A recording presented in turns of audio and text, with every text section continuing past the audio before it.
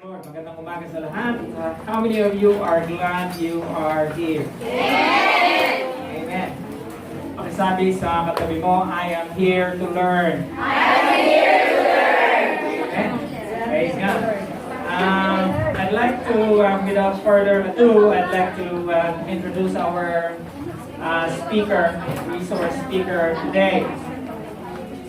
Okay, our resource speaker today is married to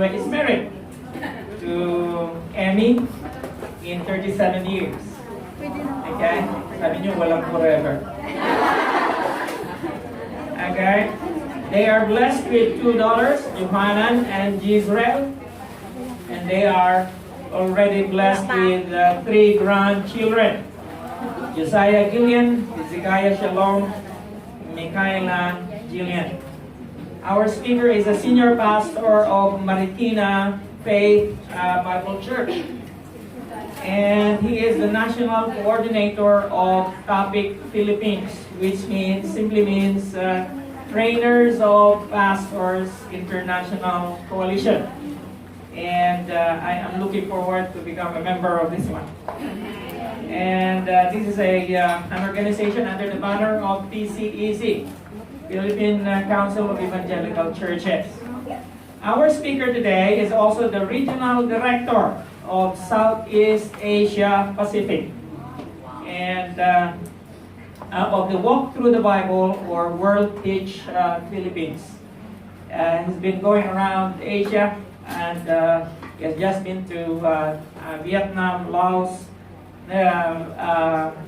Thailand, Russia, and he's been all over the place. Okay? He finished Bachelor in Theology at Higher Ground Bible College. He graduated Master in Divinity International Graduate School of Leadership, that is IGSL. And he is already a DMin candidate, Doctor of Ministry candidate at the International Graduate School of Leadership. Ladies and gentlemen, ladies and ladies. Okay. I'd like to present to you the Reverend Phil Balignasan. Good morning. Good morning. Good morning. I'm so excited this morning. Magandang umaga po sa inyong lahat.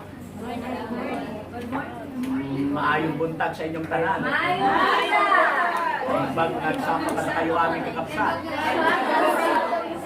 Sa mga Amerikano at naririto mga foreigners, Merry Christmas and Happy New Year.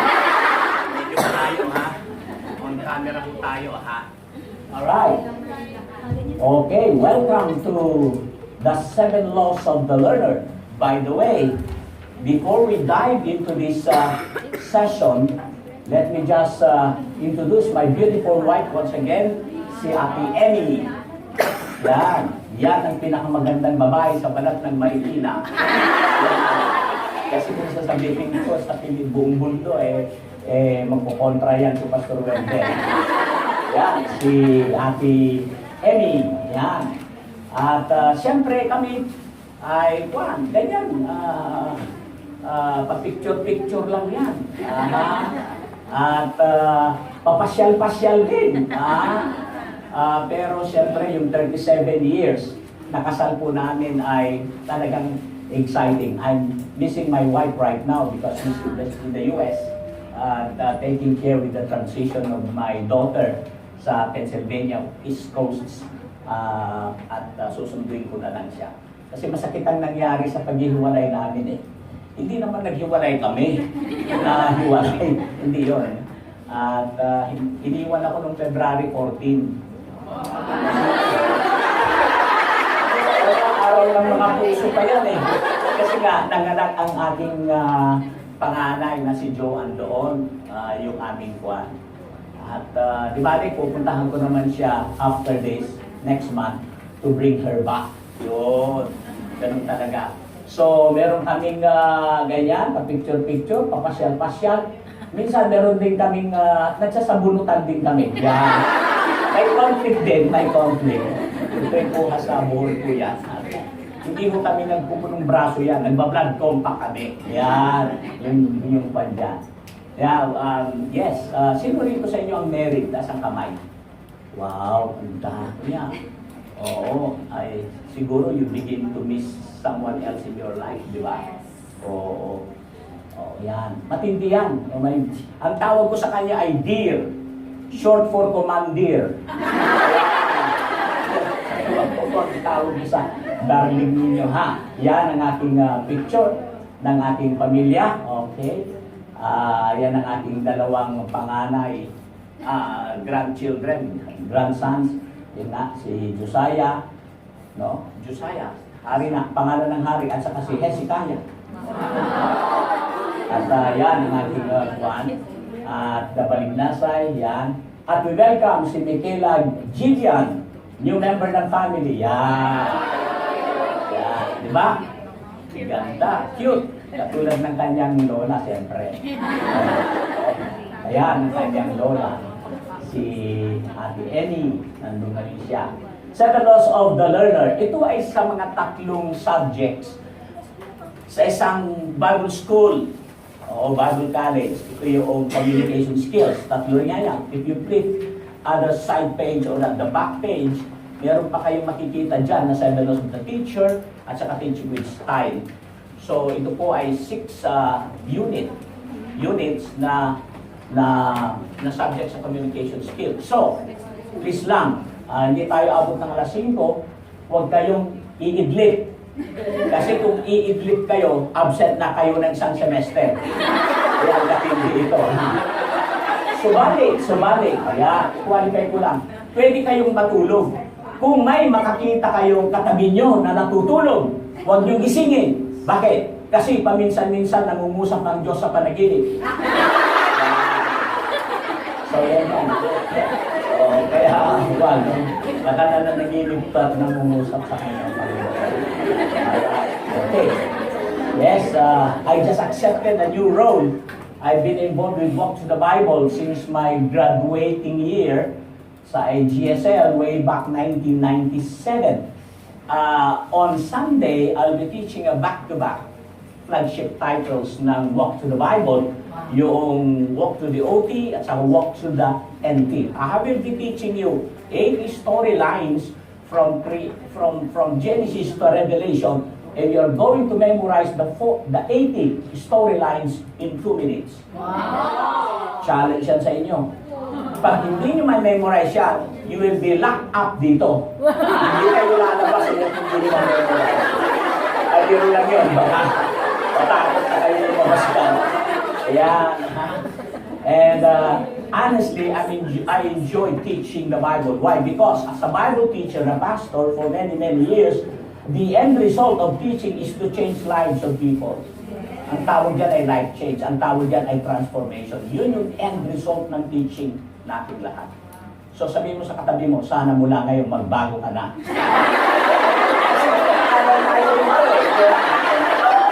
Kaya lang yung mabago sa atin, mahirap naman ata. Yes, this course was developed to help teachers. By the way, pag sinabi mong teacher or teachers, hindi generic na role yan. Kung kayo ay mga parent o parents kayo, okay, tayo lahat dito, teacher ka. Alam mo ba yon? Hindi lang yung teacher sa classroom pinag-usapan dito. If you're a boss, no, or may mga tao ka na hinahawakan sa ilalim mo, teacher ka. Yung sa mga role mo is to instruct, di ba? Hindi lang yung mga kuwan, no? Yung dalaw kong anak, si Johanna at si Jezreel, ay teacher mga yan. Nasa university sa Manila. No? Oo, at tatay nila teacher, nanay nila teacher. Yeah, puro mga teacher eh. Oo, grabe ha. Puro pala kami mga teacher, ano?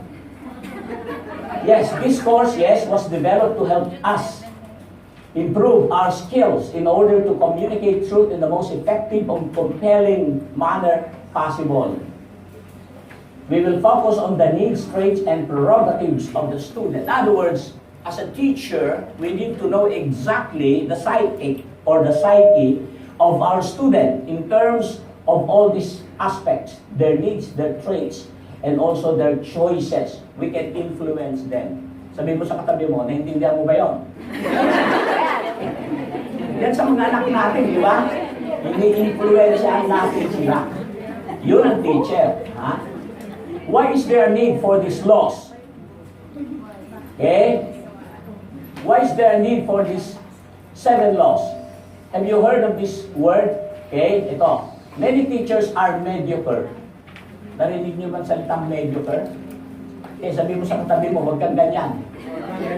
Yung mediocre ay salitang kinuha sa Latin. Okay? Ang ibig sabihin niya ay medius plus the word critis. Aha. Kaya po yung mediocrity ay medius critis. Medius means middle. Okay? I will explain this and give you a objective picture. And critis is a rocky hill or mountain. For example, okay, just to illustrate ito, you got stuck right in the middle of a rocky mountain halfway. Kung kayo ay hiker or mountain climber kayo ay umakyat sa bundok. Aha, ilustrasyon ng mediocrity yan. Taas na bundok. Okay? Hindi ako climber talagang wala no? Sino rito ang mahilig mag-hike? Oh, kayo talaga? Nagpunta ka ba sa Mount Himalayas? Ay, hindi masyado yung Mount Apo, na lugar nila pastor sa Mindanao. O matataas yun. No? Now, ang hiker na to, ang climber na to, he's trying and strives to go up to the mountain top, di ba? Pero, he finds himself at the middle of the mountain. And at the middle of the mountain, he will say, look where I am now. I've come a long way. It's a rocky climb up there. Tinitingala niya yung taas. I think I'll sit here a while. Here is good enough. Maybe I can find a comfortable cave. Nahinto na siya doon. And so he dug a cave and stayed there. Yun ang mediocre na tao. Sabi mo sa tabi mo, huwag kang ganon. Umakyat ka, hindi mo na, naakyat, hanggang gitna ka lang. Maraming teachers ganon. Di ba? O sabi mo sa katabi mo, huwag matigas ang ulo, huwag ganyan. Kung ano yung objective mo na puntahan yung mataas na lugar, yun, dito. Hindi na nakapunta kasi dito pa lang, huminto na siya. Nakilala niyo ba ito? Okay. Isaac Newton discovers gravity. He discovered the law that had been there all along. Ito kasi, si Newton kasi, nakaupo sa ilalim ng apple tree. Hindi ko alam kung anong iniisip niya. Wala naman ako sa tabi niya eh. Nahulugan siya ng bunga ng apple. Tung! Aba? Matalino to eh. Sino may ballpen sa inyo? Sorry ho kung masira ito. Bigay mo eh, no? Okay lang ko ba ha? Gamitin ko expression. Okay, ano nakita nyo? Ballpen na, oh. Okay, eto. Tignan niyo to ha. Ano? Alam niyo, bago ako na-born again, magician kasi ako eh. Oo. Pero lahat pinagkatiwala ko na sa Diyos yan. Yung mga may kwan kasi yan eh. May konting kwan eh. Okay? Obserbahan ninyo. Tatas ko itong ballpen na to. Kung aking itong bibitawan, saan pupunta? Pataas, dito sa side, dito sa right ninyo o sa left ninyo o pababa? Pababa. Sigurado kayo? Yes. Magician ako dati. Sigurado ko na nga eh. Sigurado kayong bababa? Yes. Ha? Huwag kong kurap ha? Gamitin ko yung aking agimat ng concept. Okay, at the count of 3, bibitawan ko to, ha? 1, 2, 3. Ano nangyari? Bumagsak. Pupulutin ko ulit, ha? For the second time. Ibabagsak ko ito ulit. Saan babagsak? Pababa, pataas, pa-sideway, right ulit. Sigurado pa rin kayo. O ba? Pag hindi bumaba ito, uwi na kayo lahat sa Pilipinas. Gandang pustahan yun. At the count of 3, tingnan natin. 1, 2, and 3. Ano nangyari? Okay, the law of gravity, whether you believe it exists or not, it is operational. Sana kapatid, sumusulat pa yun. Ano? Pag-sabi mo lang kay Pastor Mendes para palitan niya ng sira. You can never challenge a law na hindi mo nakita pero you know it's operational. I challenge you. Pagkatapos ng seminar, akyat kayo sa building na dyan, sa 10th floor. Sa 10th floor. At sasabihin mo, okay nga, tignan ko nga kung i-challenge mo kung nag-i-exist yung law na yan. Tignan ko. Ano mangyayari sa'yo? Patay ka. There is a law. Yan ang sinasabi dito. There are laws that God has put into all creation that enable us to exist. There are also such laws for teaching that are in existence and are available to everybody at all times.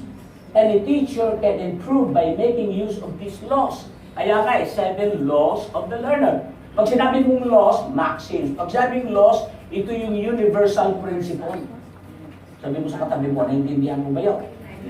Prinsipyo, hindi nababago. It is how we do in accomplishing a vision that changes a lot. We call them methodologies. Yung method mo kung paano mo isakatuparan itong prinsipyo na to, marami yan. Pero subalit, iisa lang ang nagdidikta niya na prinsipyo. At ito ang mga principles na yan, titignan natin. Learner. The first law, learner, expectation, application, retention, need, equipping, and revival.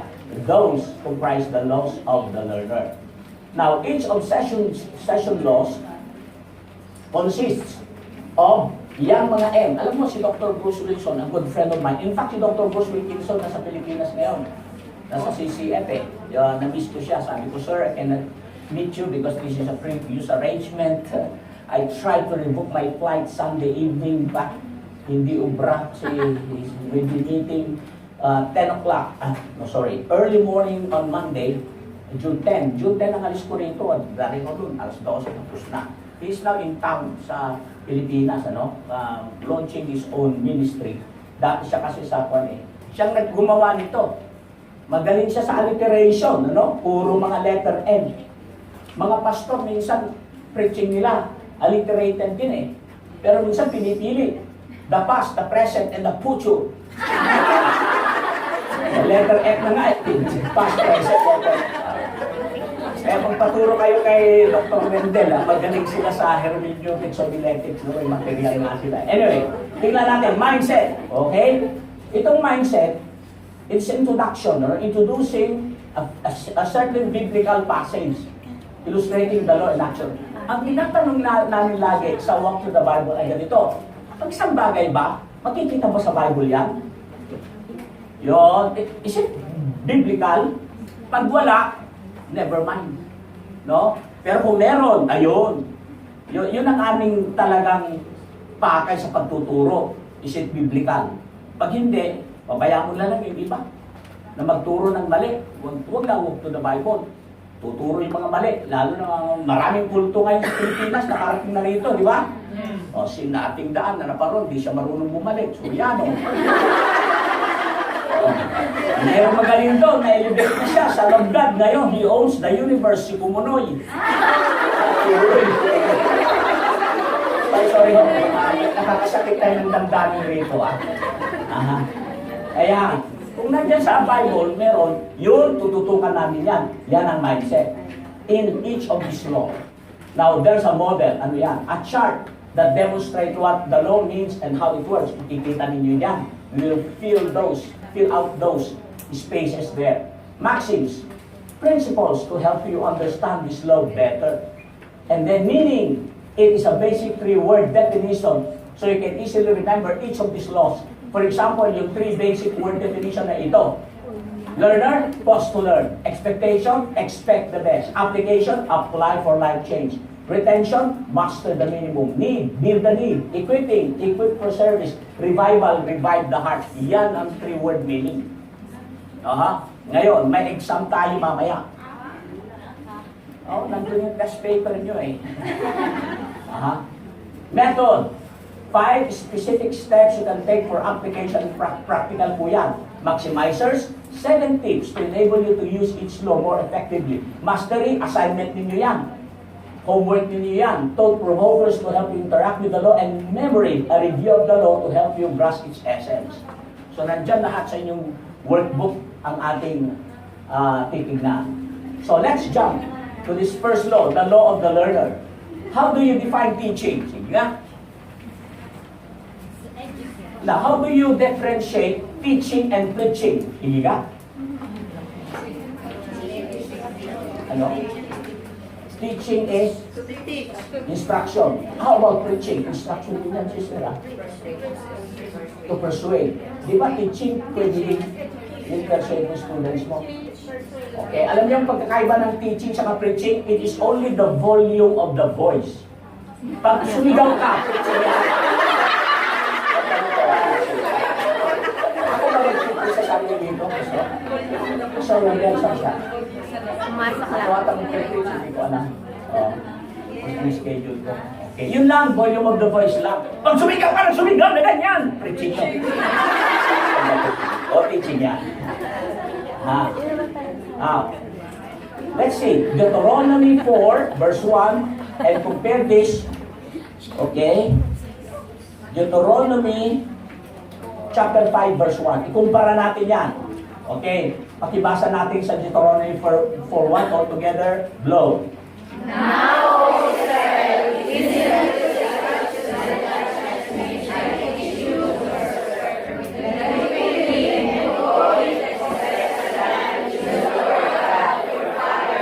and then compare to Deuteronomy chapter 5, verse 1 all together. Read. And Moses told all Israel and said to them, Hear, O Israel, the statutes and judgments which I speak in your hearing today, that you may learn them and be careful to observe them. Wow. Focus on two words, on 4:1 and 5:1. Teach and learn. Okay, I'll teach you to read a Hebrew text. Because the Old Testament was written in Hebrew text. Ito po, papakita ko po sa inyo. Yan. Pakibasa ang Hebrew. Ay, hindi. Hindi natin mababasa, ha? Pero may interlinear kasi to. Ibig sabihin, Hebrew text sa taas, sa baba may English text. Interlinear ang tawag dyan sa Bible natin ganyan. Tignan ninyo yung teaching. I'm teaching, at saka yung learn. Okay, ipakita natin to. Yun. English text ito, yung teach, i-highlight natin, yung learn, i-highlight natin, pumunta tayo sa original text. Teaching nandun, learn nandun. Now, look up here, no? Yung keyword ng dalawang words na to, teaching at saka learn, the same root word, lamad. Okay, paano i-distinguish itong lamad na to? Itong teaching, may prefix. Okay?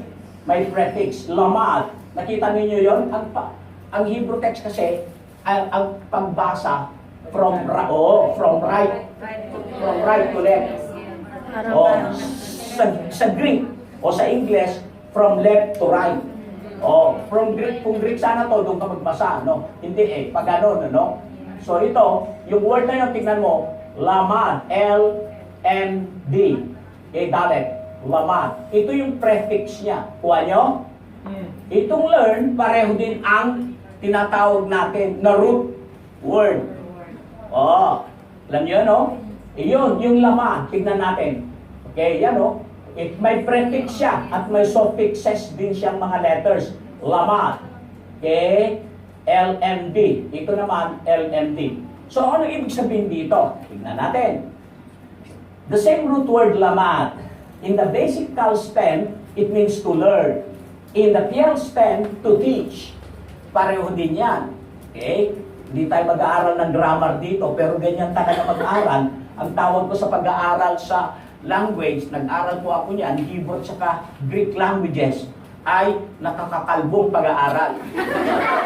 Buti na lang may natira pang buhok ako. Hirap talaga yan. No. Ngayon, the PL stem can mean to cause to do whatever the root is. Now, expand natin ng konti. Since it is causative, it means to cause to learn. To cause to learn. The teacher is to be a causal agent in the whole teaching learning process. Yun ang ibig sabihin yan. So therefore, tanong ko sa inyo, sinong may kasalanan kapag yung estudyante walang natutunan? Teacher. Yeah, because principle 1 is this. If the student failed to learn, the teacher failed to teach. Yes. Sabi mo sa katabi mo, naiintindihan mo ba yan? Huwag mo sabi, wala akong pakialam kung may natutunan sila o hindi. Basta ako, nagsusweldo ako. Yan. Ang maling motibo yun. Kung hindi natuto ang estudyante mo, todas ka. Katulad ng dalawang bata, si Juan at saka si Pedro. Si Juan at saka si Pedro, magka-classmate sa elementarya. Si Juan umuwi, binigay niya yung card niya kay nanay niya. Sabi niya, nanay, ito yung card ko, sabi ni Juan. Tinignan ni nanay ni Juan, pambihira ka, nagalit. 70 ka na naman, bagsak ka, wala ka pang 7, bagsak talaga yung anak. 72, 73. Siguro yung iba nakaka-identify dito, ano. Sabi ni Juan, nay, tayo ko talaga eh. Pambihira, sabi ng nanay ni Juan. Si Pedro nga, sabi niya, ang tataas ng grade, 90 ang pinakamababa, hanggang 92, 93. Sabi ng nanay ni Juan, kay Juan, sabi niya, dayahin mo si Pedro. Talinong bata yan eh. Alam mo, sabi ni Juan, sa nanay niya, sabi niya, nanay, huwag mo ko ikumpara kay Pedro. Matalino ang nanay ni Pedro.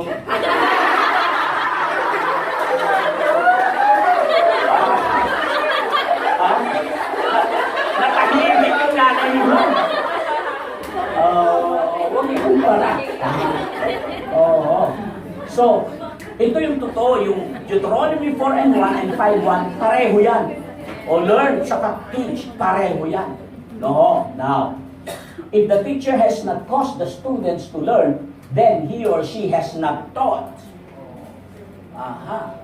Oo, sayang lang yung resources or whatever. So, this is the APL model. We'll go now to the model. Okay, speaker, you are the speaker, you are the communicator, you are the parent, your child or student, this is the class. Now, this is the subject. Okay, the one being presented, the one being talked about. Okay, here the speaker lectures, the student listens, and then he uses words, the student writes. Okay, yan ang ating model.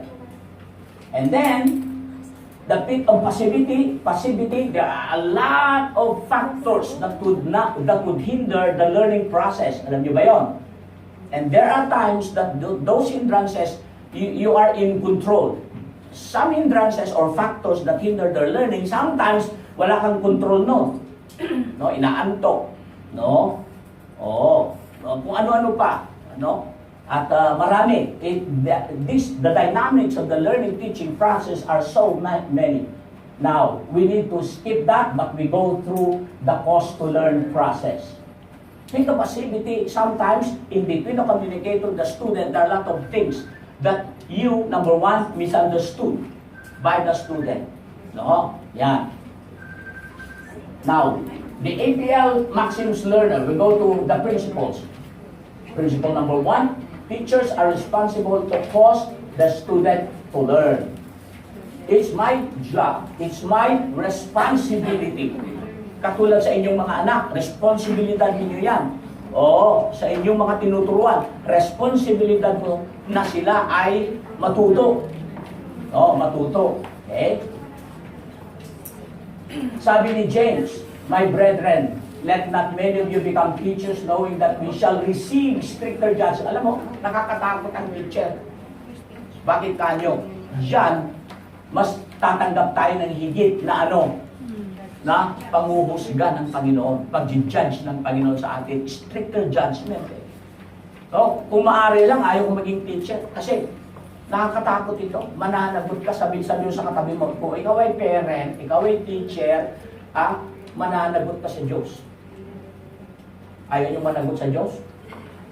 Pananagutan nyo sa Diyos ang tinanggap ninyo na role na magturo sa mga tao, sa inyong mga anak. Sabi sa Hebrews 13:17, obey those who rule over you and be submissive, for they watch out for your souls as those who must give account. Other words, the role of the teacher being there, respected as an authority, means also that he has the authority, and therefore all the students should pay attention or submit themselves to them. Ito yung phrase na yan.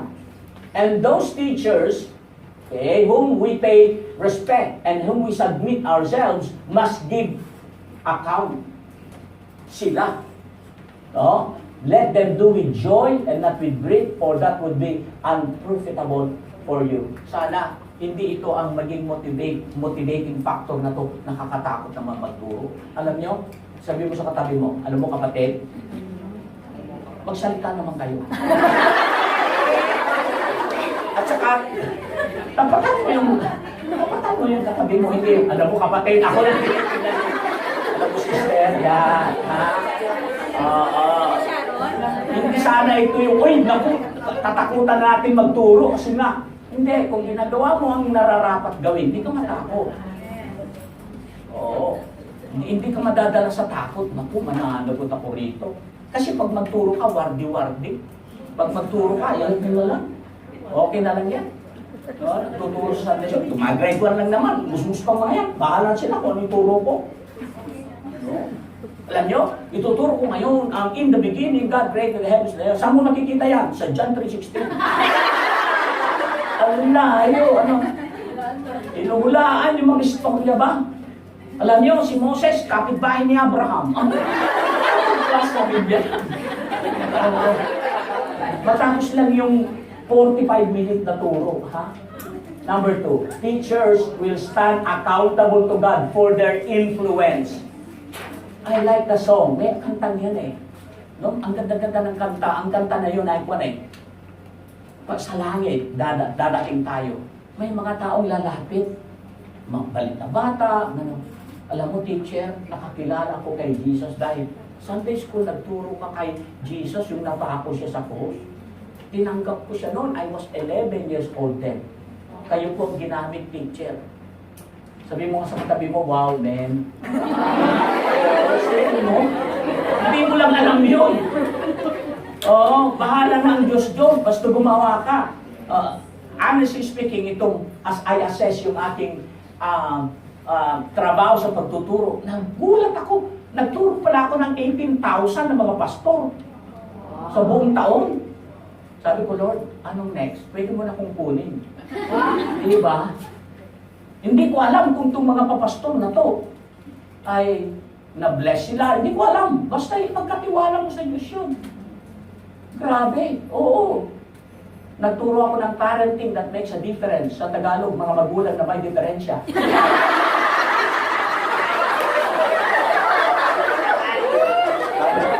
Alam niyo, more kids. Sige, pastor, puta, nagkakilala na ako sa Lender. Regular na natin itong pagpunta ko rin sa inyo once a year siguro. Nagturo ako ng biblical portrait of marriage. Ang ganda-ganda nun. Bakit tumawag yung mag-asawa? Taga Bicol. Hindi ko nasasabihin kung saan probinsya yan. Taga Bicol. Maghihiwalay na sila. Sabi ko, sandali, huwag ka muna kayo maghiwalay. I flew, from Manila to Legazpi to. With my own expenses, okay lang. To preserve, to reconcile them. Wow, man. Nakamaleta na yung babae, yung wife eh. Nakamaleta na talaga, alis na. Kinuha ko yung maagang trip doon sa Manila, alas 4, alas 5, andun ako. 55 minutes lang naman yan. Oh, ay praise God. Hindi natin alam. Pag nagturo kayo, yung influence nyo, sabi mo sa katabi mo, kapatid. Yan, nagkakarap ko. Kapatid, salamat! Narito ka! Salamat din! Hindi kita kamukha. Stand before God. You understand that you can bring impact. Yung influence mo ay grabe. Alam mo, hindi naman so, nai-enjoy ko talaga. Yung konti man ang sasabihin mo, mahaba man ang lecture mo, okay lang yun. As long as you can influence and you are used by God to touch the lives of people. Fulfilled ka na sa mundo eh. Amen. Fulfilled ka na. No? before I say I do. Mga ganun. Pero kaming pang mag-asawa, yung pang young people yun eh, before I say I do, bago mag-asawa, before I say I do. Meron namang seminar na after I said I did.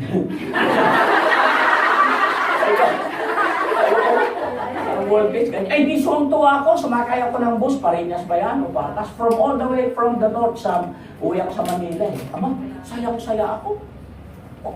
To the extent na, as I sat in the bus, naka-recline, ay, biglang, yung tuwa ko ba, yung trabaho ng Espiritu Santo, hindi nyo alam eh. And I started to hum, yung, ganun lang. Hindi naman ako singer kasi babang pag kumanta ko. Tapos yung kaupo ko, nakita ko, saya-saya yung mukha ko, siguro nagtaka yung katabi ko, sabi niya, sira ulo nito. Hindi niya alam, nire-reflect ko yung nangyari doon. No?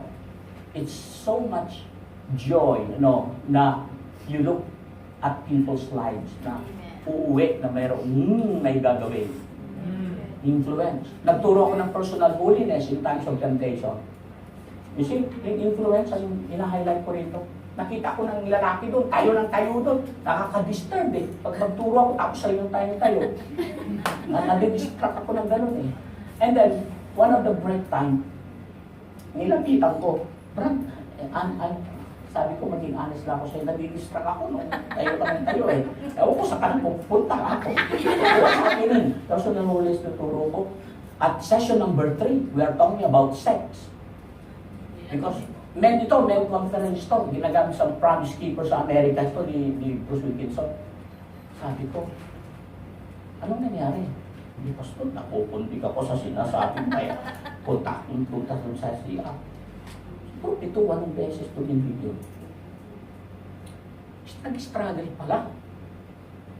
Siguro husband nyo yun, ano? And then he started telling me story. Yung panghuli na punta niya, meron pala siyang itinatagong maliit na papel. Nandun yung kirida niya. Yung pangalan, siniksik niya sa wallet niya para hindi mabusisi ng asawa niya. Aba, nagbago. Pinagpira-piraso niya yung ano ba yan? Pangalan ng contact number. Sa kanya plinas doon sa bowl.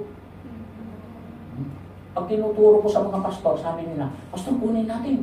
Kunin natin. Plinas na nga eh, kukunin natin. So, talaga ha. Niyakap ko yung lalaking yun. Hindi ko kilala. Umiiyak. Sabi niya, humingi ako ng tawad sa Panginoon. Niyayakap ko siya. Hindi ko kilala eh. Oo. No? Can you do me a favor? Habang niyayakap ko siya, kasi iyak nang iyak eh. Can you do me a favor? Ano yung pastor? Confess this to your wife. Bigla kong hindi ko magagawa yun. Pastor! Confess that to your wife. No? Sabihin mo yan. Oo. Iyak nang iyak. Ewan ko kung sinabi. Sinabihan na ba kayo? Maya-maya eh, hindi natin alam, ha? Accountable to God for the influence. Wow! Grabe, ano? No, huwag mong lang lalang-langin ang pagtuturo. Matindi ang iyong impacto. Impact ang ibig sabihin. Ito, teachers are responsible because they control the subject. Pwede niyang shorten, pwede niyang elaborate, pwede niyang control style. Yung style niya, pwedeng control. Boses niya, tuturo. No? Yung control yung style niya. Pwede siyang animated, pwedeng huwag gumamit ng LCD, style niya eh. Pwedeng setting. Pwedeng yung chair, arrange ng iba, arrangement, etc. Yung, pati yung speaker, pwede niya. Pwedeng nakashort lang pa, naka-short lang, o kaya, barong Tagalog, nasa likod ng tiyak, mga ganon. Nasa control niya lahat yan. So tandaan ninyo ha, we are responsible for the subject that we are going to teach because we prepared for it, style, setting, and speaker. I'll show you a picture. Okay? Ayan. Sed como paratus criticus alia o umitabus, Lord no nisiriketa. Alam niyo, bago ako ma-born again, bukod sa magician ho ako ay dating nagpare. sa Dominican Order, sa UST ako nag-aaral. At saka sa San Juan de Letran College. After high school ko po yung that was many years ago. Latin po ang aming text. Latin kasi we conjugate Latin verbs, ganyan. O kaya, yan. So, eto nagtuturo. Sed cum seculorum impactum benedictum Davici virtutam totras Christus contribumus fabulus nostrum Domini et sum benedictum fructum ventris tui. Sabihin ninyo, Amen. Amen. Amen. May kanto sa kanto ka sa tawag doon. Sa aming mga seminarista. Ayan. So, i-highlight ko yung pinupunto ng teacher. Yung Lord Knock Misericate. Pakibasa nga ninyo. Lord knows misericate. Hawakan mo sa balikat sa katabi mo habang binabasa mo yan. Hawakan mo ang dibdib mo habang binabasa mo yan. Lord knows misericate. Hawakan mo sa bumbunan mo habang binabasa mo. Lord knows misericate. Okay, tingnan natin ha. Baliktarin natin ang basa niyan. A teacher is in control. I-control ko kayo.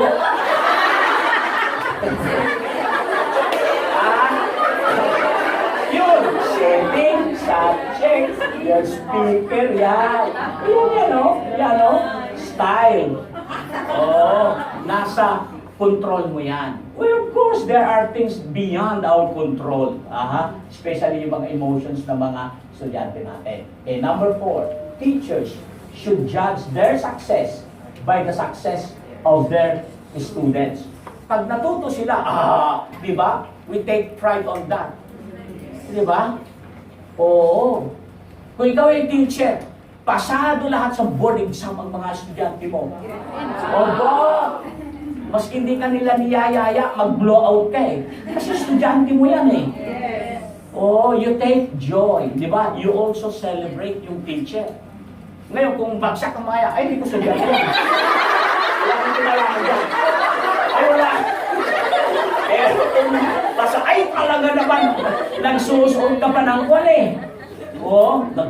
Di ba? Minsan, niregaluhan ako ng t-shirt ko, University of the Philippines, UP. Ganun, no? Malapit kami kasi sa Diliman eh. May nagtanong ba naman sa akin? Siguro, alumni yung sabi, bro, graduate ka ba ng UP? Sabi niya sa akin, hindi naman ako nag-aral sa UP. Pero nag-aral ko sa UP. Saan? University of Pastors. Parang, champion ata sila ng basketball nun eh. Nakiki-UP-UP nila. Ateneo, naka-Ateneo kasi ustik kami, ano ba? University of Santo Tomas nga kami. You always take pleasure and joy, di ba? Oo. Di ba sabi, yung anak natin, no? With honor, with awards. Si Shalom, yung aking apo, dalawa yung awards niya, with honor, saka most helpful. Inverto yan, nag-grade 1 na ngayon eh. Wala ako, nasa pagdating ko, ako, English speaking eh, kumusta ka? I've heard from your mom that you received 2 awards. Ano mo sabi niya sa akin? Ako pa.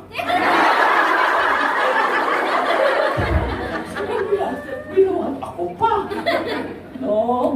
Ganun ano. Kung marinig ng teacher test niya doon, sa isang Christian school, yung gano'n, na-excite din siya kasi yung bata, honor ako. Di ba tayo mga magulang? After all, napaaral natin sila. We have influenced their lives. Our children took our advices and then they follow what is right and what God's plan for them through you. Di ba saya-saya mo? Ay lahat, yung pagod mo rito, ay mawawala, parang bula eh. Kasi masaya ka eh. Sino rito nakapag-graduate na ng anak? Sino rito hanggang ngayon, 10 years na sa college ang anak ko? 5 years na. Teachers impact more. Ito. Impact more by their character and commitment than their communication. Alam niyo, teaching ngayon, napakalaki ang relational factor. Sa mga estudyante natin. Think of one teacher who had the greatest impact in your life? Meron ba kayo maalala? Oo. Grabe, ano? I took my training at Hagay Institute in Singapore, 1994. And so after my Hagay training, bumalik ko sa Pilipinas, I still look for a seminary for higher studies. So I went to ISOT. Pangalan yan IGS na ngayon, International School of Theology. I step up in the campus. Nasalubong ko sa Amerikano, tangkad, si Dave Darwin. Sabi niya, why are you here? Sabi niya, I'm looking for a seminary that I can be trained. I'm Pastor Hill Malignasay, pastor of so-and-so church. Alam niyo, sabi niya sa akin, nagulat ako eh. Sabi niya, parang kinikilatis ba? Sabi niya sa akin, ano pa yung tinitingnan niya sa akin? Sabi niya, it's a sort of encouragement or prophecy. Sabi niya, Pastor Hill, I see in you, sabi niya, that you can be blossom in the seminary. Aba, isipin mo, nag-inquire pa lang ako, feeling ko, graduate na ako. Dati rin, sabi niya sa register, di punta ako, ma'am, mag-isa lang ako noon. No? Ma'am, pwede mo mag-inquire.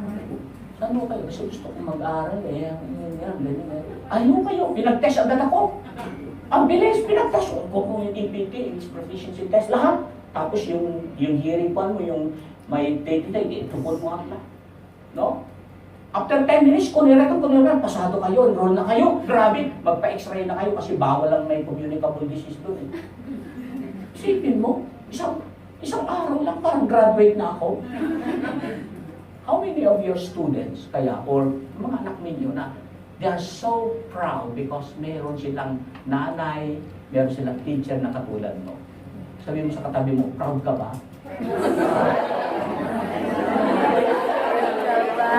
Meron ka namang teacher na hindi makalimutan na baliktad. Alam mo, ayan ko kung sino kabatch ko rito. Noong ako high school, merong subject na Spanish. Nabutan ko yun. Spanish, ano?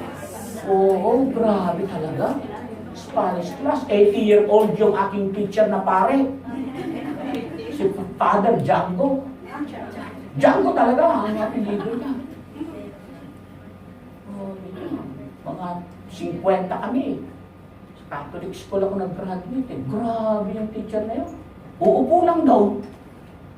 Tuturo siya. No, mag-conjugate, mag-ganyan-ganyan. Tapos, araw-araw ang assignment, nagko-construct ng Spanish sentence. Tapos, ang arrangement ng chair, alphabetical, Malignasay ako. Di first call mo. Walang letter A eh. Bakit naman sa klase na yan, walang letter A? Maliit pa ako nun eh. Maliit. Ako yung binubuli nung araw. Matatangkad kong classmate, no? No? Binubuli, tinutulak sa ulahan. Parang kawawang-kawawa. No. Eh, pag tumayo na yung, umupo na yung teacher, ang dami niyang mga dala-dalang regalo na krope, kung ano-ano, pang-bigay niya, pang-price niya pag naka-recite ka. Eh, di ako, talaga namang ano kayong magandang sentence. O, nakaisip ako. Malignasay, ganun magtawag yan. Kasi yung pangalan kong Hill, pag siya tumawag, Hell! O, hindi yung Perno, yung pangalan ko. Kaya alam na namin na, Catholic catechism eh. Yung Perno yun eh. So, mabuti, apelido na lang ng Malignasay, ganun, no? No? Say your sentence. Tayo naman ako. El Pandoro! El pan bread, Doro hard. The bread is hard. Paninda ng bandon, kung anong gusto mo. Nakabalot-balot yun eh. 3 sako yun, 2 dito, sa to. Nakaupo lang yan. Napalinig din. Gano'n na naman. Gano'n na naman kaya. Kaya ako marunong gumamit ng adjective, bosotros lobos, hindi. Didiretsahin ko eh. Malignasay! Gagano naman, tatayo naman ako. El Pandoro! Tama ulit! Kasi ulyanin na. Hindi na niya alam kung anong mag-isip ko. So, buong semester, El Pandoro.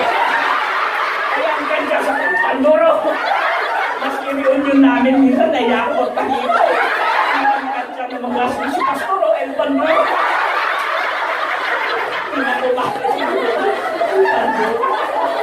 Lahat ang sawa niyo bago, hindi na ako hindi mo na Pastor. Kaya pag nandun mga class, sabi kayo, huwag nang pagkakatawa si Pastor. O, may mga teacher na hindi mo nakalimutan.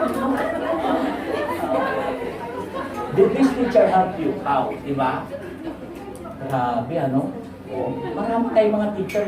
Sa inyo, marami kayong teachers din talaga, hindi nyo makalimutan.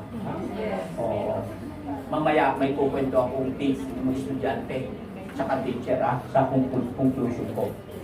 Sister, i-remind mo ako, ha? Limutan ko na. Second story yan yun, ha?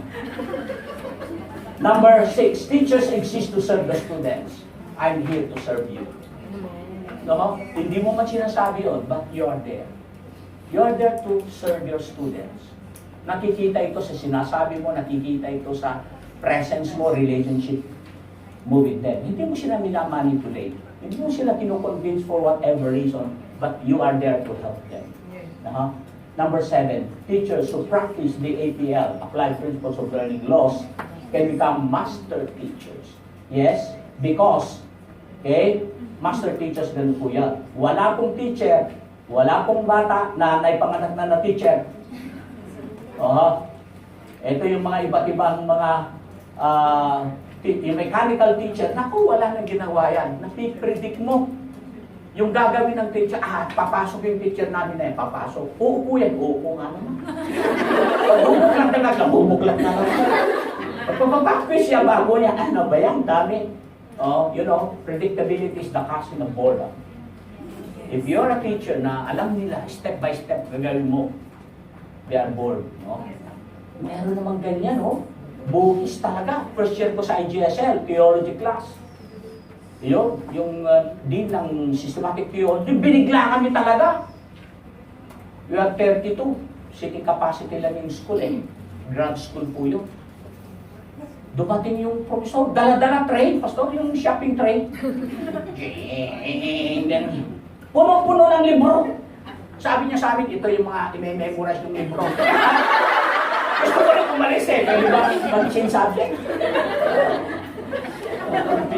Si Randy Gleason, ano? Grabe utak nun. Oo. Yan, bukis, yan. No, gulpi-digulat talaga, kakapal pa naman. Grabe. Ito yung may memorize yung gano'n. Siyempre, maninibago ka sa ating kasi nung kapetiks-petiks lang tayo. Ito ngayon, ha? No? You will write a paper ganito. You will write at one, daily, in this subject, 1,000 pages. Kung ano yung sinasabi, panggulpi-digulat lang pala niya yun. Sabi mo sa katabi mo, huwag kang ganun. Kahit biro mo lang yun, nakaka-demoralize yun eh. Ano ba napasukan ko? Kaya nga may mga teacher na terror eh, di ba? Iniiwasan mo. Ano? I took up my college, ano? MOI, yung Math of Investments, nakakatakot yung teacher to. Ay, tsaka na lang, kinuha ko sa last year ko sa college yun. Pang first year yun. Kasi terror yung teacher. Hindi pa rin ako pasado. Ang bihira, oh. Kasi mahirap. Kung ano-ano ginagawa niya sa estudyante. Magtanong ka. Sabi niya, walang tanong-tanong rito. Paano ka natutulong? Magtatanong. Paano ka naka-arrive? Di ba, isang question, tapos 3 paper, yellow pad ang solusyon. Mambihira ka. Magtatanong ko. Basta bahala na kayo, muli na kayo. Pass your assignment tomorrow. Uy! Ibang klaseng teacher. Oh. Cause to learn is the meaning of this law. The law of the learner. The teacher should accept the responsibility of causing students. This is not only a job, by the way, clarify ko yan, but it's my responsibility. It's a joy to embrace the calling in which this calling has a responsibility to take. That is to cause my students to learn at any costs. Yun. The APL method learner, ito yun. There are 4 boxes. Okay, student. Okay, you're the speaker. Okay, you're the speaker. Okay.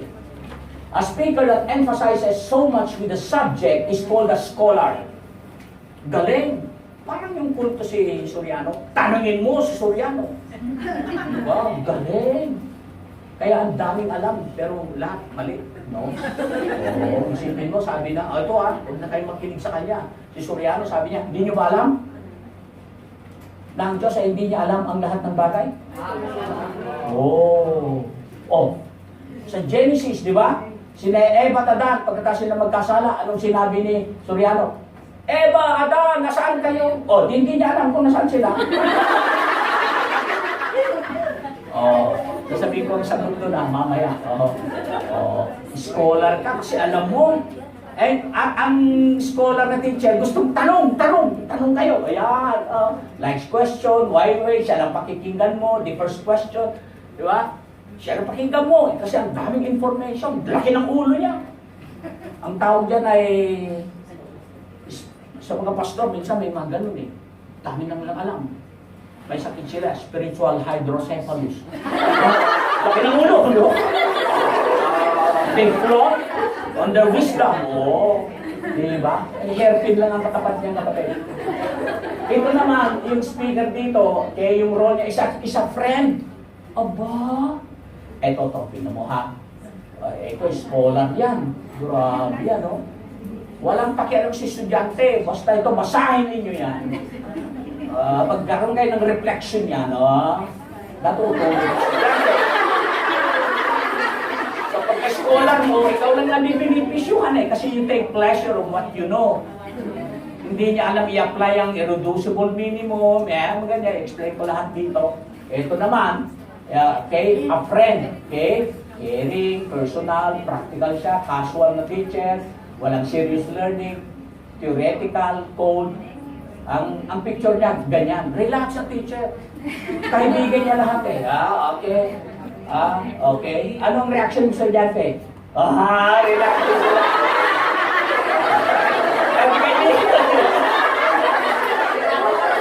Sabi ng teacher namin doon, wala kaibigan dito ha. Wala ha. Gawin niyo assignment niyo. Pag hindi bagsak kayo, hindi kayo makagraduate sa school.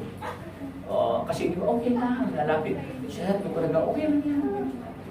Huwag mong pansin niya, basta kaibigan tayo. Hirap yan. Ito naman. Ito. Yung speaker na full of style, communicator yan. High interest, low boredom, impersonal, distracting, or plain telling. Tinamong storya ang picture niya. Ang galing! Dami, So, anong mga estudyante na reaction niya? Nako-confuse ko doon. Ano ba yan? Saan na ba tayo? May audio, may video. Ano ba yan? Sandali mong nalilito. Sandali niya talaga, di ba? Maya-maya, punta siya dito. Yung mga mukha ng estudyante. May video tayo.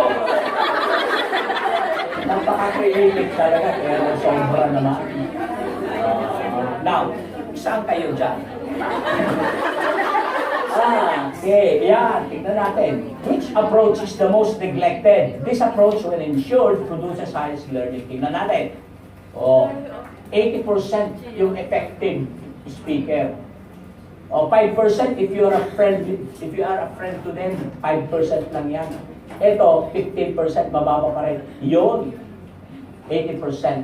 If the communicator, speaker, teacher uses employee style, no? Huwag nang overdo, huwag nang overacting tsaka overkill naman. Okay? So, let's go to these maximizers. Okay? Ito yung mga tips. Pag sinabi mong maximizers, tips.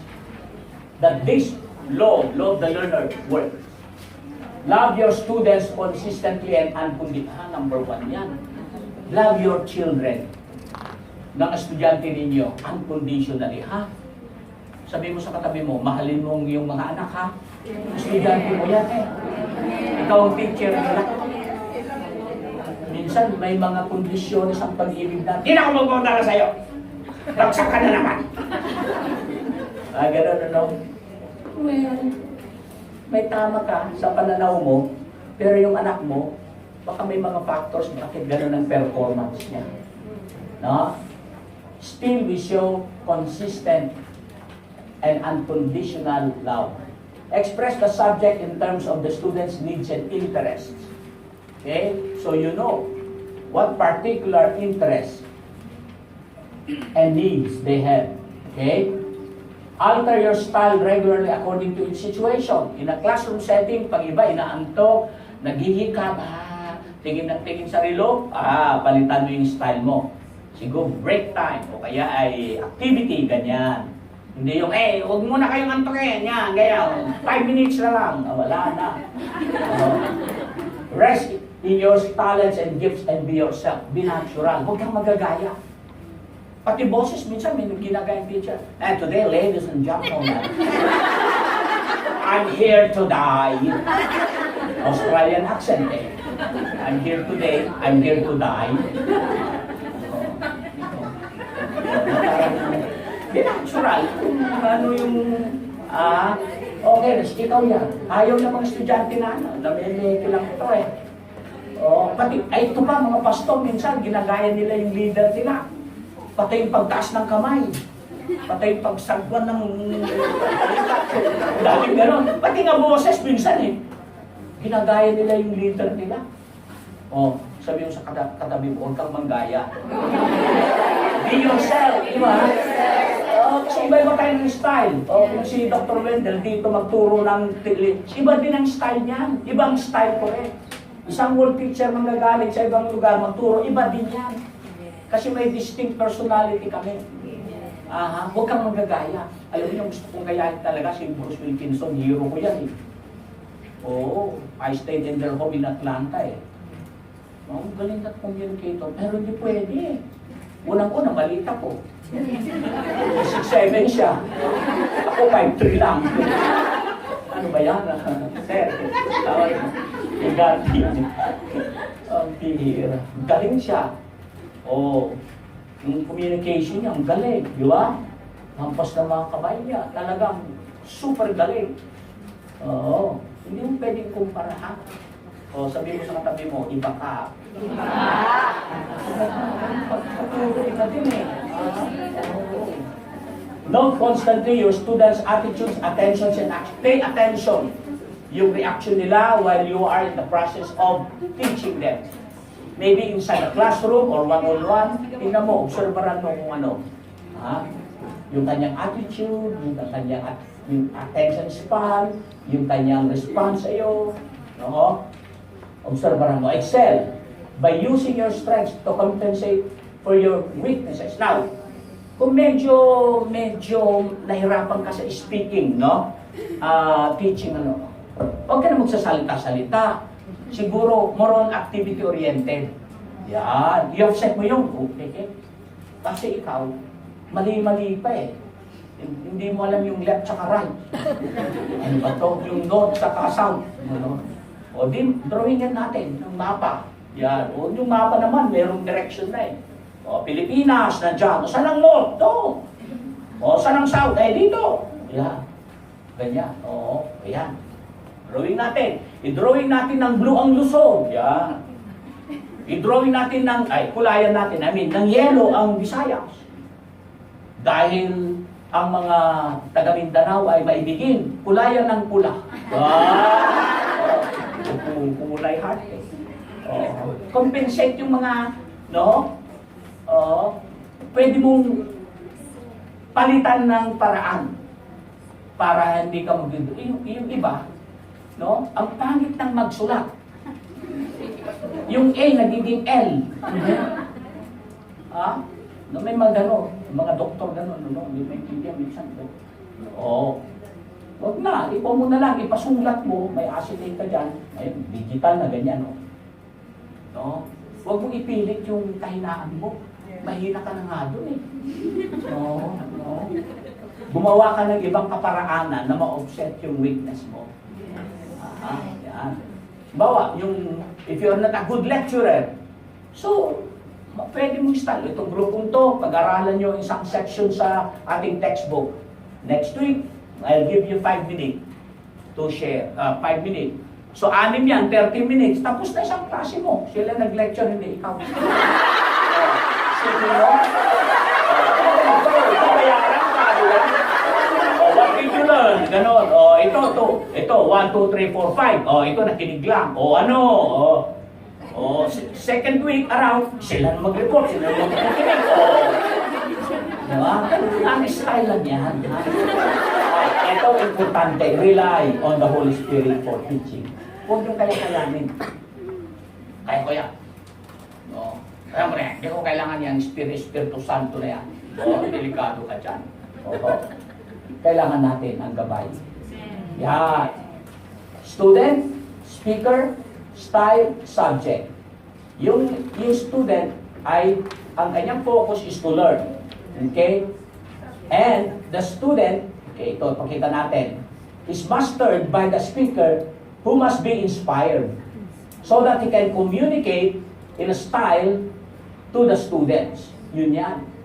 Now, of all those dynamics, components of learning, teaching, sino yung makapangyarihang bumigit na dyan?